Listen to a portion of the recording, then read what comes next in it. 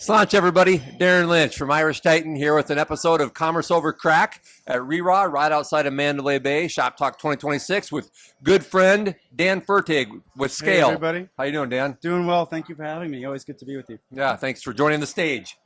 My pleasure. So share with everybody a little bit about Scalye. Let's start there. Sure. Well, I can just very quickly just introduce myself to anyone I don't know who's listening. So Dan Fertig, I lead partnerships for Scalye.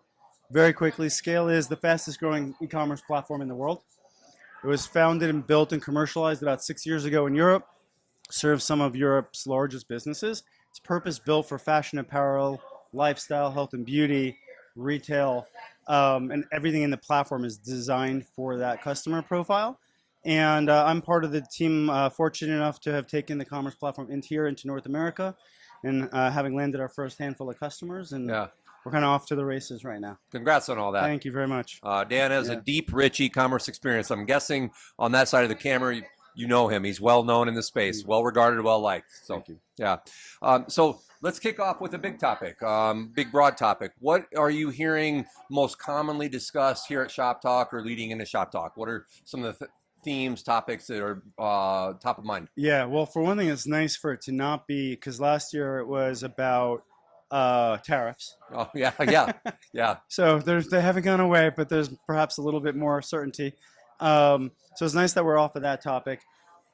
I mean, it's not going to surprise you to hear AI is an important topic for consideration for a lot of brands. You know, I had a meeting this morning with the CTO of somebody who does $1.2 billion in a custom platform, and they're getting hammered by their board about how are you going to adapt. And he's got a 100-person engineering team that has never built anything in AI before.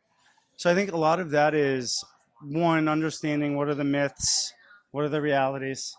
There's a lot of, I think, an air of you think everybody's doing it better than you, that old kind of like sex joke, high school sex joke where everyone talks about it. You think everyone else is doing it, but no one really knows what they're doing. Well done, Dan. That's the first time that's been mentioned at Commerce Over Craic. Sorry. I love it. No, that's a compliment. Look, I think we have a duty. We think we have a duty as a platform to help guide some of that and not let retailers try to flounder and figure it out themselves. And so, I mean, we certainly have an informed opinion about what we think those realities are. What are the practical ways to empower your business with it? Yeah. And we've kind of got a structure around how we design product for it now. We didn't 2 years ago, though, in full transparency. So that has been probably the number one topic of conversation today. Yeah, I mean, you pointed it out. You guessed it, I should say. This is how I kick off all the Commerce Over Craic this year. Like, what's a common theme you're hearing? And without exception, everybody's answered AI. Sometimes in general, which has been fine. It's been great, rich content and conversations. Sometimes a little more specifically. Like Channable talked about AI from a structured data perspective, right? Great. I think a point that you made that's really interesting is the board influence on some of the AI conversations. The outsized expectations relative to reality. Right, right. And I think that another common point through a lot of these Commerce Over Craics has been the distinction within agentic commerce between discovery and checkout, right? Because I think there's a lot of AI talk about in e-commerce in general, and to our benefit over the last few years, that's become more tangible. Structured data is an example. I think that agentic commerce is a really hot topic right now. But I think people are commingling discovery and checkout. Yeah. And discovery, I think, is going to have a rapid and high adoption. It already is. It already is. Because I think that's you can set aside all the metrics and speak to common sense about how you want to be found where your customers are searching. Yeah. People are searching on ChatGPT, right? I think checkout is an entirely different game. And boards are driving some of that because they don't want to be left behind. Merchants, to a greater degree than the ecosystem, even the ecosystem, I think we're all sort of a little bit numb. Like, how do we navigate this? It's changing and evolving so rapidly. Yeah, there's kind of two things. I can give you kind of a couple of the principles that we operate under. So the first is we think no matter the platform you're on, no matter which platform you serve, I obviously am partial to one. You actually need to build products for both agents now and also human beings. I actually think we're all kind of overstating how important the shopping experience, the emotional shopping experience is. Like, I can't be the only person that actually enjoys browsing for products, and I may or may not transact. Getting inspired, discovering new products Right. that I didn't plan to find. Those channels are still really important. Like the traditional channels, that could be a placement in a mall, or it could be TikTok, right? Yep. Yeah, so you have to design capabilities, features, partners who can kind of serve the business of today. Like, I talked to a large retailer, and they're like, my biggest problem is inventory allocation in the store. So we're all here talking about AI, and they're like, we got to figure out Right. inventory allocation. Great example. So it's like, Yeah. let's all like settle down for a second. There are actual real business problems that we haven't solved yet. We're not all like over here. Right. We're still over here. So we focus on building product for like the human beings in operating the business, and also the human beings who are shopping at our customers. And we're also designing product for the agents. So I think the principles, I think honestly, all brands would be best served under. I said I'm biased, but I fully subscribe to how we think about it, and it's part of the reason I joined the business. There's kind of three key tenets. The first is, to your point, be discoverable, right? And channels are going to change all the time. I think, like, I spent weeks of my life trying to get really good at ChatGPT, and then like the next day, everyone's like, "We're using Claude now," So I think the point is, a lot of these channels matter, but no one knows what 3 years from now what we're all going to be using. Right. And so, to your point about like the product catalog, the ability to syndicate products to the right channels, to the meta tags, to how to design the products, to be able to be found and searchable by an agent are really important. Yep. I think an often overlooked element of AI is the second core foundation we believe in, which is be different. And so it's funny, like, we're not, like Scalye in particular, we don't serve commoditized brands. Okay. Okay. And so, Levi's is a good example of that. One of our first flagship customers, like, they are a heritage brand. Yep. They don't want to be cookie cutter. Right. And so they're thinking about agentic commerce, and they're thinking about their UX. Yep. In a way that is very brand aligned. Like, what do we actually want to look like to an agent? Yep. What do we want to look like to consumers? Hell, they want to design the site purposefully knowing that it actually may drop conversion, because they want to inspire people and inspire the right people. And they know that there are a lot of different ways to buy their products, but they want you inspired by their products, whether or not you transact today, which is like crazy, because everyone obsesses with like, when I moved, like, what were my conversion rates? Did it go from like 2.3 to 2.8? Like, we're all winners, right? They actually are like, it might go from 2.8 to 2.3, but this is how we want to design that product, and we're ready for it. And if that conversion rate goes from 2.8 to 2.3, but the customer lifetime value, the of LTV that customer goes up, they now, that their most loyal customers are actually buying more now, because they're being inspired to buy more, even though maybe the first time customer didn't convert. It's exactly right. The third is, and I think this is a little bit of a Captain Obvious way to think about it, but it like is overlooked again, is be efficient. Okay, so we're not the only platform thinking about these things. So like I talked about, be discoverable, or be differentiated, especially if you value your brand. And be efficient. So that's things like, optimizing your product data and schema for those channels. That's things like, we just released something called Tyla, which actually, with 2 beta customers who are like, we're decided to roll this out to all of our customers. They're basically taking it to run their entire photography set for their products. So now at this point, About You is one of the beta customers. They reduced their photography budget since they've been in the beta by about $7 million a year. Wow. On a prorated basis. Yep. Because they can basically take something that comes from their producer, and like, which is like typically a pretty stock image of a product, like on a mannequin, and they can say like, oh, I want my French customers to be, I want it to be a, an African American female model walking Arc de Triomphe, in front of the Arc de Triomphe, wearing our product and watching the dress swish, even though all they got was a static image of the product. Which also would reinforce your second point about being unique or being differentiated. I forget how you worded it. But you can leverage the AI tools at our disposal today to more easily create those really differentiated experiences, assets, visuals, etc. I've been asked by merchants for more than a decade. Retailers like, what's the one thing I can do to increase conversion? And I'm like, well, show me your photography. Yeah. Honestly, like we're we're visual beings, and so like if you're a business that wants to do that efficiently and go, I only have 2 images on these products. Well, great, make 4 or 5. Show different angles. Create a video. You can use AI to do that now. Right.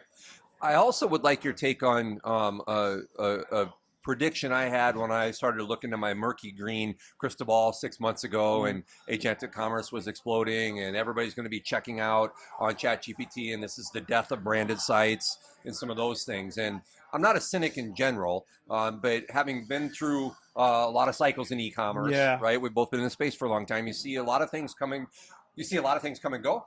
You see some things come and go. You see some things come and become adopted. You see some things come and adapt and sort of morph into something else, right? And so agentic commerce, AI in commerce is absolutely impacting us. It's going to take shape in a lot of different ways. But I was immediately skeptical of the death of branded sites because if I'm a merchant, if I'm a legacy brand like a Levi's, I don't want to abdicate the checkout experience to a third party, especially that's just it's a chat agent. There's no brand equity there. I want to control where my product is featured, amongst who it's featured. Right.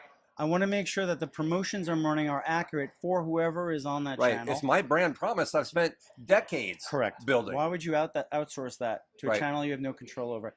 You and I both know this. The hardest part of commerce, yes, the design's important, but it's the plumbing. It's the customer experience. Right. Like by the way, it turns out like surprise OpenAI, like that's actually hard to do. And so like these things I think are oftentimes overlooked. We all rush to try the newest thing. Like one of the smartest minds in digital in the last 20 years, I think, whether you like him, love him or hate him, we'd all agree is Mark Zuckerberg. Yeah. The man changed his company name to Meta. Yeah. We're all going to be in the metaverse right now. Yeah. So anyone who tells you they know what they're saying is like full of shit. It's part of my language. I don't know. Right. No, if we're allowed to, Chris. Love it. You're breaking all the barriers, Dan. I love it. Like we're all navigating this together. Yep. Like we did a dinner recently, and this was one of the topics. It was like a cathartic therapy session for the retailers to realize like everyone else is still navigating it too. Yep. Yeah. And, we talked earlier about boards of directors sort of driving some of this AI conversation. I think that's a good example, along with some of these other things you just mentioned, the rename to Meta, that where sometimes I think we're losing sight of what we're really trying to accomplish here, and that's to serve consumers, to serve our customers. And we're not going to be able to move any faster than they allow us to. Right. So a merchant is looking to serve, a smart merchant that wins is looking to meet their customers where they are and give them the experience that their customers want, with the products they want, etc. It's our job then to enable those merchants to achieve those strategies that achieve their objectives. 100%. And I actually think the one thing I will say is, not that you need my advice, but I will say, I've just seen kind of even in the services world, I do think agencies need to build domain expertise in this. And it's not just to advise on like end customer experiences, but I actually think like I've seen major growth areas within agency partners where like they themselves are kind of teaching their clients how to use AI, how to become a little bit more AI friendly, how to design product using AI, how to shorten timelines using AI. And so the more that an agency can kind of build that as a area of domain expertise or a practice, I don't think that's going away. You know, I'm a very skeptical New Yorker, and although I've been a Texan for 10 years now, and by the way, I'm still skeptical of cryptocurrency. Yeah. Like we still measure it in US dollars. It literally tracks almost directly with NASDAQ. Like, what are we doing here? Right. It doesn't mean you can't make money on it. It just means don't be the last person holding it when it folds. AI is here to stay. Like I thought metaverse was bullshit. I think crypto is a Ponzi scheme. Honestly, that's just my opinion. Yep. There are very few coins that actually have intrinsic value, in my opinion. Yeah. And But I think AI, while we're all rushing and trying to show off about how ready we are for it, like I actually think we're not even in the first inning yet. We're taking batting practice. Totally agree. I think that AI has revealed some of the long-standing best practices, Yeah. right? Like the value in good structured, clean data. Yeah. AI has revealed how important that is because of how quickly then you can leverage it. Correct. Because of AI's pace. I think AI is rapidly and dramatically impacting discovery. Yeah. And it's going to impact checkout. I just think that's a little more TBD, you know? And Correct. one of the things we've talked about is vertical agents compared to horizontal agents. Exactly. Right? Because I think a vertical agent, if you have that on your branded site because you're Levi's, right? And they come up with maybe a vertical agent named Denim or something like that. I strongly agree with where you're going with this. I actually think, sorry to interrupt you. I was No, going to go. say, like, I think a big part of the future is like each of those brands are going to realize that they're better off designing their own agents. Yep. Who can guide those shopping experiences, Yes. at least where they can control it. Yep. Yep. Because they already have trust with their Yeah. customers who are coming there. Correct. Right? And you can build a vertical agent to help reinforce your own brand experience Yep. rather than abdicating Yeah. it. Right? You may have identity resolution where you know who that person is. They may be logged in. They may be coming from a particular landing page, so you can have an implied understanding of what they're looking for, or based on search terms, etc. I actually think that's where the next iteration is going to go, Yeah. where, you know, brands who I will get less expensive and cheaper, but I think brands that can really think about their brand voice, their desired customer experience. You go into, you know, I'm not trashing on any particular retailer, but you go into an Old Navy versus you go into an Athleta or a Banana Republic, Mm-hmm. the customer experience level is different. Totally. Right? There are expectations of you that you have as a consumer. Yep. And I think this, and they're both owned by the same company. Yep. But I think like you have certain customer expectations, and I think they're going to design their desired customer expectations and voice Right. to agents that are kind of unique to them, their digital experience. And to reinforce one of the points that you made about agencies, I think adding value around AI consultancy and advice and direction, I actually would broaden that to say that's a responsibility of us as an ecosystem Yeah, as agreed. a whole. Because merchants are overwhelmed with what they should do or shouldn't do and how to navigate AI because it's changing so rapidly and so much. It's like AM and FM at the same time. Yeah. And navigating that is a tax on Yeah. merchants when they're struggling with inventory. Yeah. Right. And it's our job to help them navigate Yeah. that. It's part of your job is to, and a lot of merchants can know this, but they need to be asked the right questions. Like, what are the challenges that are the highest leverage that we can actually solve with AI? Yeah. So like, you know, using an AI-based analytics to understand, you know, what is your return. If the average apparel return rate right now is like between 20 and 25%, if you're at 28%, it's like, let's use AI to dig deep into like, what are those products? Right. And then how do we merchandise those products differently? What can we add to the product detail page that would reduce the return rate? And you can like make a little tweak like that, use one aspect of artificial intelligence Right. to drive real margin to your business. Yeah. So if you boil the ocean, you're just going to get overwhelmed. Yeah. Yeah. So your job is almost to like structure that conversation and be like, well, what are your biggest problems? What are the known, Right. you know, commercialized products or capabilities out there Right. that can help tackle that problem?